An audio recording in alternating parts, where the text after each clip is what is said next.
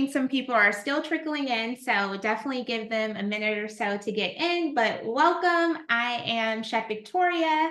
I may have met some of you before. You may have taken one of our classes before, but if not, I will introduce myself. So again, I'm Chef Victoria. I study plant-based culinary arts at Le Cordon Bleu in London, England, and I study plant-based nutrition as well at the University of Winchester in England also. So I know a lot about healthy eating. I work as a vegan chef and recipe developer, and I teach cooking classes every week, live cooking classes each and every week. It's my favorite thing to do. So today I wanted to talk to you about how we can continue to eat healthy over the holidays and just share a few tips and tricks with you that will help us maintain our nutrition goals, our marathon prep goals throughout the holiday season.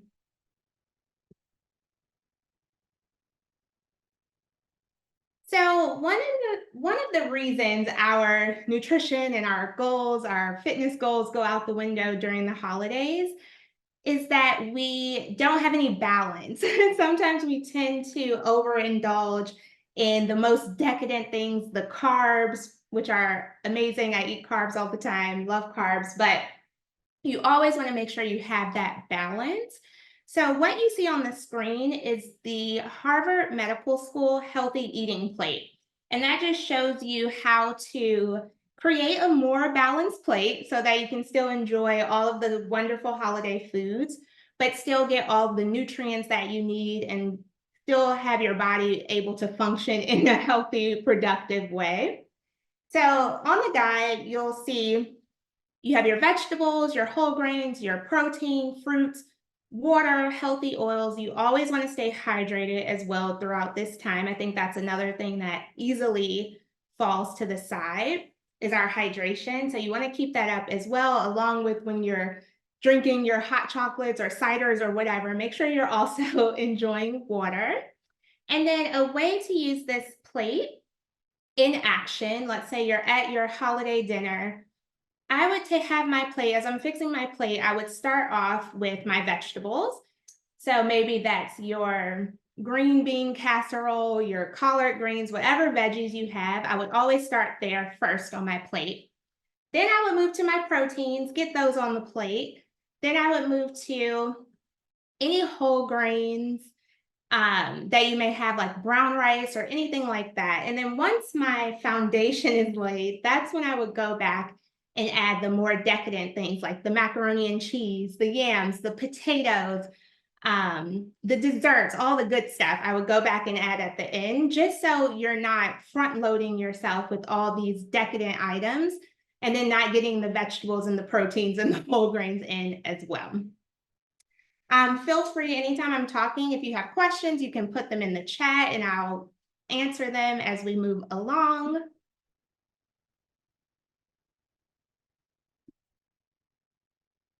So if you have any control over the holiday menu, if you're in charge of cooking or just have any input, there are a few easy ingredient swaps you can also make to make some of your favorite foods healthier. And I'm going to show you what I mean by that in just a little bit. We're going to make some cheesy scallop potatoes today. They're going to be plant-based and healthy and delicious. But when making anything, there's always small tweaks you can make to improve the nutritional value, lower the fat content, cholesterol, all of those things. So some of the swaps I always like to recommend. First up is white flour. You probably use this in things like cakes, desserts, maybe to thicken things like gravy when you're doing your holiday cooking. Some simple, easy swaps for your white flour, which I swap out the white flour because it really has zero nutrients. So it's just empty calories with no benefits to the body. But if you simply swap them out with things like almond flour, oat flour, or brown rice flour, you actually get some nutrients with what you're eating. And then for any time you would use a regular sugar, like a granulated sugar or a cane sugar, easy swaps for those would be coconut sugar. If you've taken one of my classes before, we use coconut sugar all the time. It's an excellent replacement for just a regular granulated sugar. You can also use a maple syrup, agave, honey if you're not following a vegan diet. All of these items will sweeten your food very nicely, but they'll also give you nutrients and won't cause inflammation in the body and blood sugar spikes in your body. So then cheese, which is, I know, most people's favorite thing. Some easy swaps for that. And again, I'm gonna show you in a little bit how you can utilize these items. Would be a plant-based cheese, which is just gonna have less saturated fat and less cholesterol than your regular cheese. You can also use a nutritional yeast, which is just a seasoning that is filled with vitamins, especially B vitamins, but it gives food a cheesy flavor. And then butter. Very easy to swap butter out. When butter melts, it's essentially oil. So it's very simple to swap out your butter for an olive oil, a coconut oil, or even a plant-based butter. Some of my favorite plant-based butters are the Miyoko's brand and the Smart Balance brand, both of which can be found at most grocery stores. And then milk. Milk, I think, is the easiest to swap. There are so many plant-based options now for milk. Almond milk, oat milk, soy milk, coconut milk. So many brands, so many options at every grocery store. So a very easy swap to make. And anytime if you can, when you're purchasing your ingredients for your food, I always recommend organic where possible. So I'm going to pause here, see if anyone has any questions, concerns before we jump into our cooking.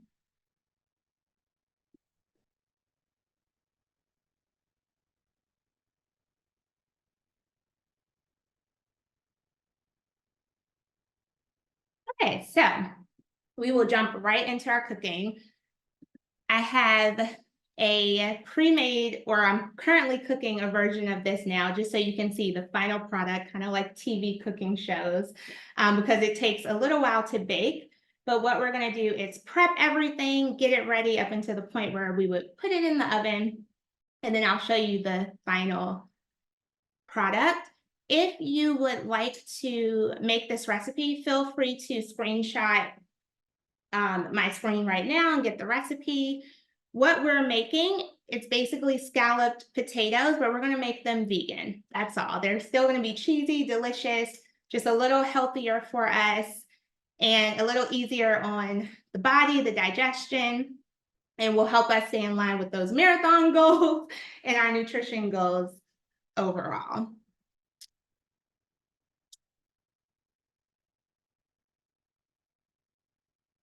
So let's go ahead and get started. Actually, I'm going to check on my potatoes I have cooking, and then we'll get started.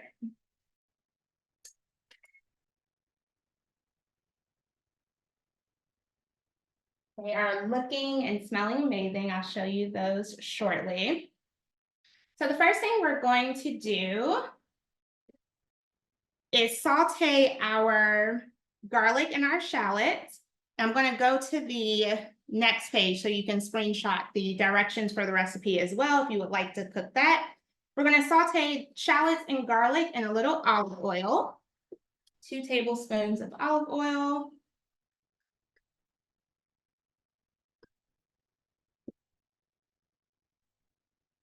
I'm going to heat this over medium-low heat, or low to medium heat.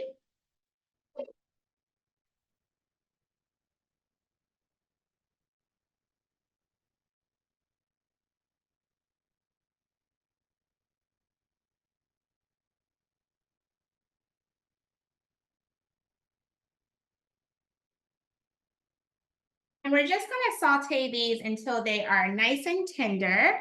I see some questions in the chat. Let me grab those.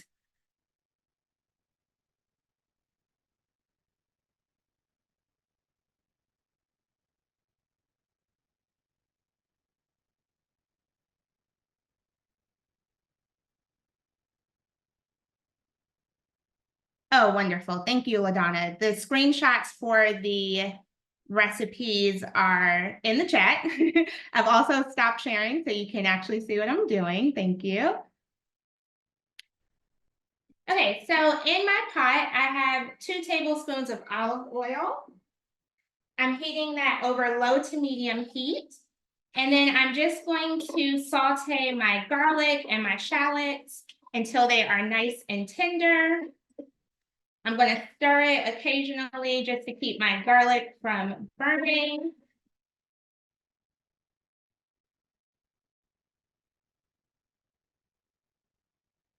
Once those are nice and tender, we're just looking for the shallots to soften up, become a little translucent. Then I'm going to go in with the rest of my ingredients. And what I have here, in this container, I have all my seasonings and my nutritional yeast. I have my salt, my pepper, my fresh thyme that I chopped. I also have a ton of nutritional yeast.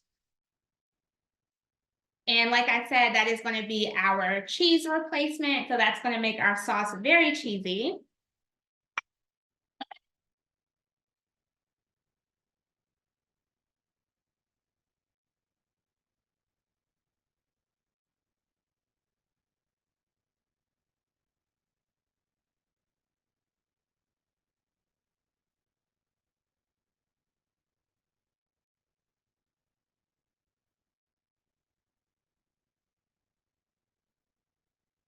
And then to my sauce mix, I'm also going to add some coconut milk. This is one of the dairy replacements that we just spoke about.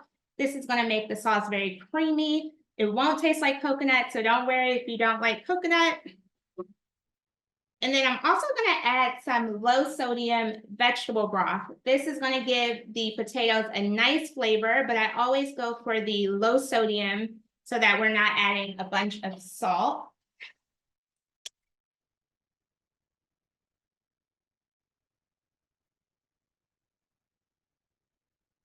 Good question. There's a question in the chat asking, what is the difference between the coconut milk and the coconut cream? So your coconut cream is just going to be a lot thicker. And usually if your recipe calls for the cream, you want to try to find the cream so that you can get that nice thick creaminess. The coconut milk is a little more liquidy and thin, as you'll notice, so it might thin out your recipe. If you can't find the cream in your coconut milk, you should have some thick, fatty solids. If you could pull those out and strain out the liquid, you can try to use that as a cream replacement, but it is best if you find the cream, for sure. So I'm going in now with all my seasoning. I'm also adding a tablespoon of mustard. That's going to give us nice color and a nice little acidity to the dish.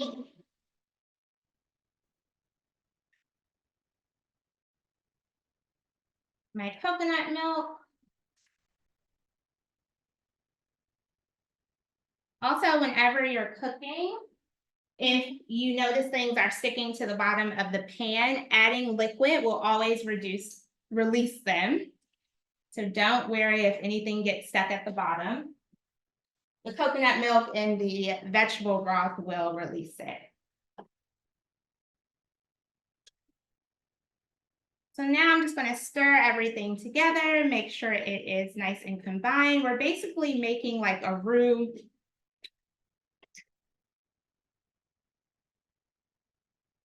Our coconut milk is going to help it be nice and thick.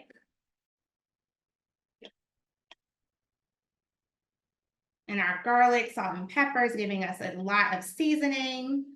Our thyme is giving us the nice herb flavor. The shallots are giving us a nice flavor as well. These potatoes are delicious. I have to say it's very hard to not eat them all. So now I'm just going to let this come up to a simmer. While it simmers, I'm going to go ahead and slice my potatoes. So you can slice your potatoes a few different ways. Today I'm going to use my food processor with the, show you, just the slice attachment. You can also slice the potatoes by hand. You just want to slice them nice and thin. And you can also use a mandolin. All good options. I love the food processor though. It slices the potatoes in like 3 minutes. All 3 pounds of the potatoes. Super thin and very easy. So I'm going to do that now. I'm going to put you on mute so you don't hear the loud noise. But again, if you have any questions, go ahead and pop them into the chat and I will answer.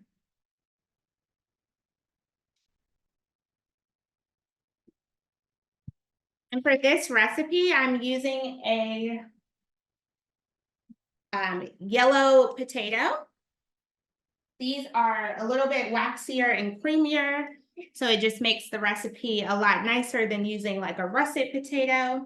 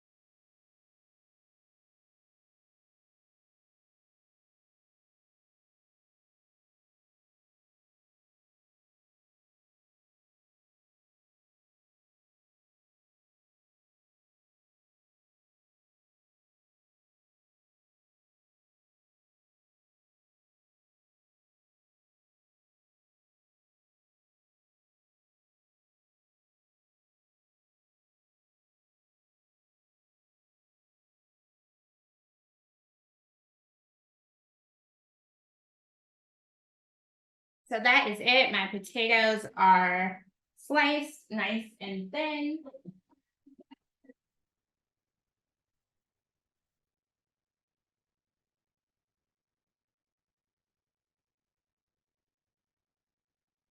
Show you what the potatoes look like. That is very close. Let's go here. So they are very thin. This is going to help them absorb this sauce and get nice and just creamy and cheesy. And now I'm just going to add my potatoes directly into my pot and get it nice and stirred into my sauce.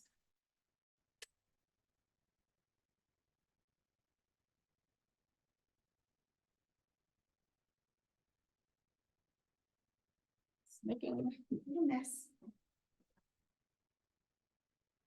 And you can stir in a little at a time just to make it easier to make sure all of your potatoes get completely covered in sauce.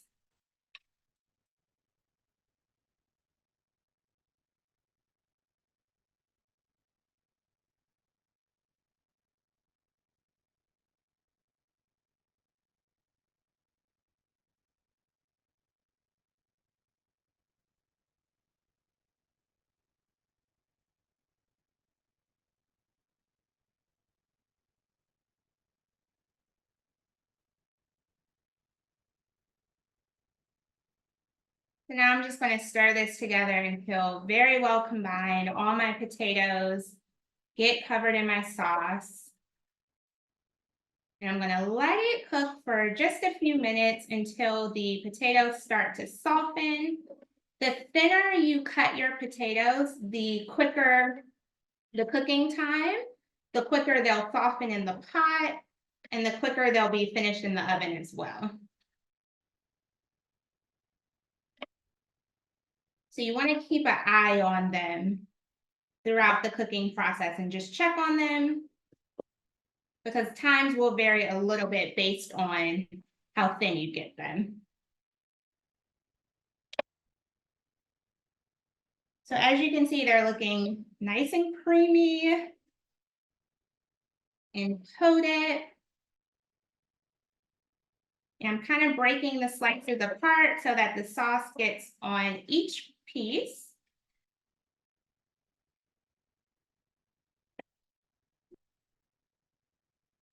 And then I'm just going to let this simmer until the sauce thickens a little and the potatoes start to soften.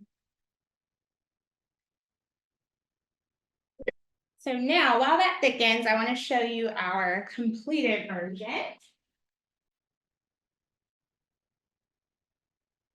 Good question. I see a question in the chat saying, is there a technique for cutting the potatoes if you don't have the slicer? I will show you quickly just how I will slice a potato. No special trick to it. We're just going to slice it thin, but I'll show you that. I think I have a random potato laying around that I can show you.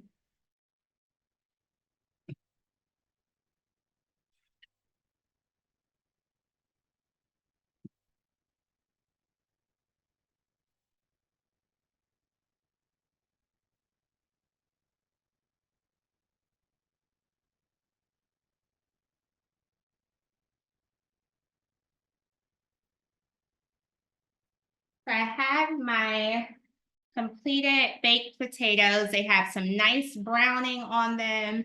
They're very saucy. I can tell in the middle it's nice and bubbly.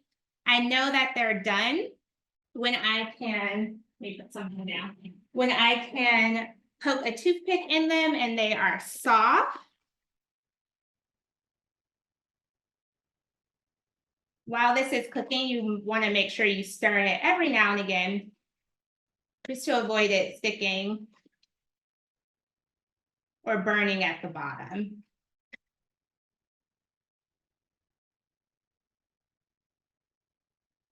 Good question. So with my baking pan, I did not grease it because the potatoes are nice and soft and I'm using a glass dish. You don't need to grease it. However, if you're going to use a non-stick pan, like an aluminum or metal pan, then I would say just grease it with a little olive oil. You can do a little spray on it. So these are my potatoes. I'm going to test it with a toothpick to make sure when I poke it, it's nice and tender. Very tender. I like to cook mine a little bit longer, on the longer side in the oven, just to get the nice browning color, which is what I've done today. But that is it. So now let me show you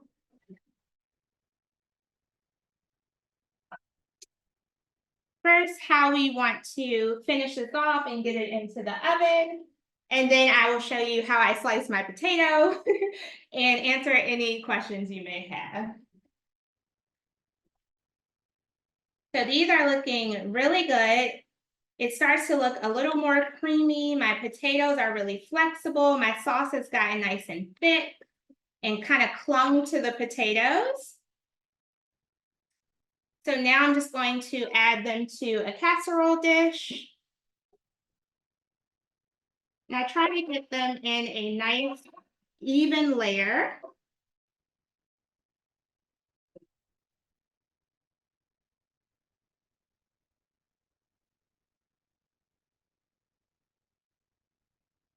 very heavy.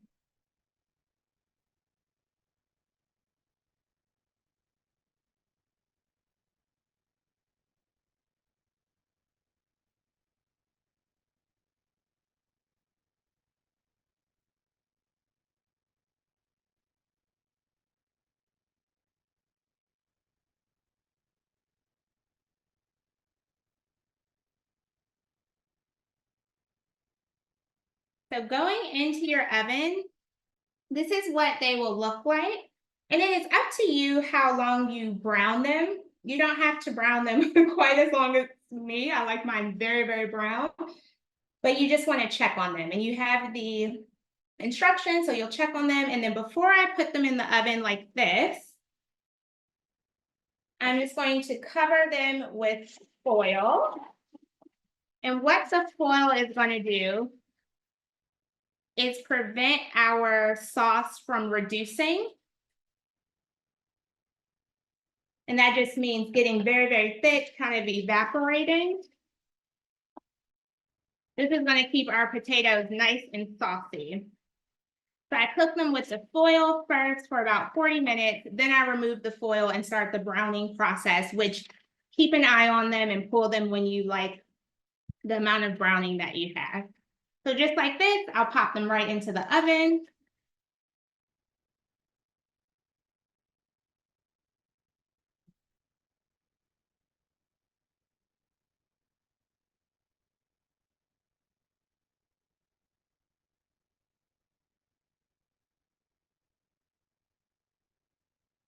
And that is it. That is how you make my vegan cheesy scalloped potatoes. Also, another good question in the chat about most of the nutrition of the potato being in the skin. So I would say there's different nutrients in the skin. And if you know me at all, if you've taken my class, you know I always leave the skin on my vegetables whenever I can. So as you notice, I did not peel my potatoes. I left the skin on because there are so many nutrients in the skin. I never want to remove it. Also, leaving the skin on these just helps them get nice and caramelized, which is really tasty. So I always leave the skin on whenever I can to get those extra nutrients. Now let me show you quick potato slice.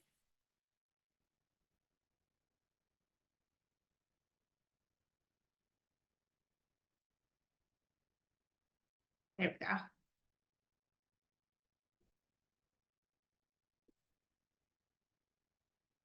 So one thing you want to do is make sure your knife is nice and sharp when you're slicing your potatoes. So I'm just using a honing steel. And I'm just going to make sure my knife is good to go. That's going to make slicing easier. And let's see.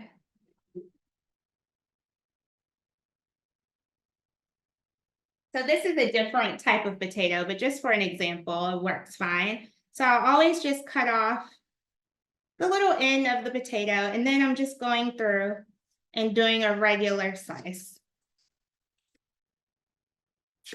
Nothing fancy to it, just slicing little circles. The best trick is to make sure your knife is nice and sharp, and that will make slicing a lot easier.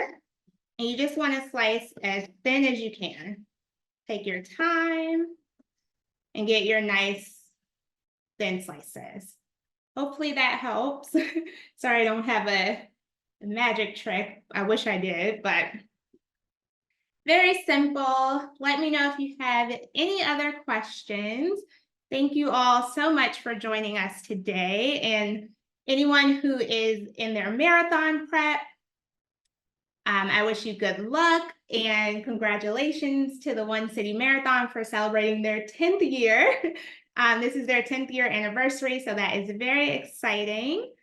And thank you all for showing up for the first Marathon Monday of the season. Let us know if you have any questions, comments, concerns. I hope you all will try the recipe. and enjoy your holiday eating and can stay on track with those marathon prep goals as well.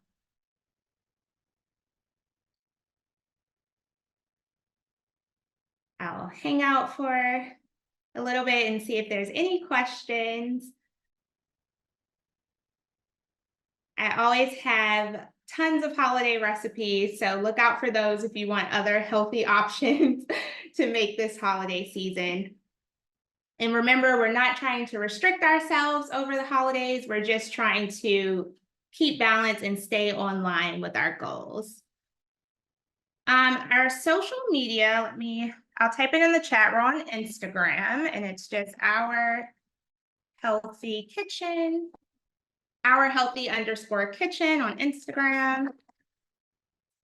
And if you want holiday recipes, there's a link in our bio to sign up for the holiday recipes newsletter, which will go out this week. So you have time to cook everything and get ready for your holidays.